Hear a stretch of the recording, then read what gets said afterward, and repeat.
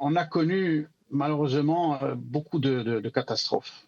Et je pense que cette commission, moi, en tout cas, je pense qu'elle doit aller le plus loin possible et comprendre qu'est-ce qui ne fonctionne pas dans ce pays.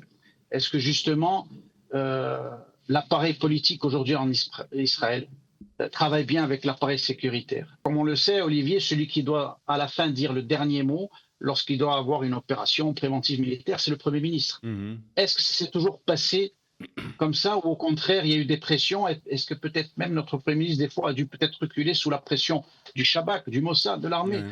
Moi, je vais vous confier quelque chose, Olivier. Vous savez, j'ai un ami avec qui je suis très proche encore aujourd'hui. Il a travaillé 20 ans. Il était dans l'armée. Après, il était dans les services d'enseignement. Il était au Shabak. Il m'a confié quelque chose. Une fois, on a parlé d'un sujet comme ça. Il m'a dit, David, on a un problème dans ce pays. Il m'a dit, tu sais, les murs de l'état-major, il m'a dit, ils transpirent la politique. Et lui, il me parlait au niveau surtout de la gauche israélienne et des services aussi de renseignement. Il m'a dit, c'est trop politisé.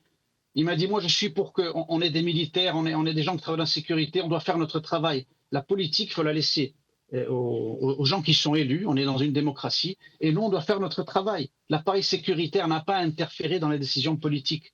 Et je crois qu'aujourd'hui, il y a un désordre dans l'État d'Israël par rapport à cela.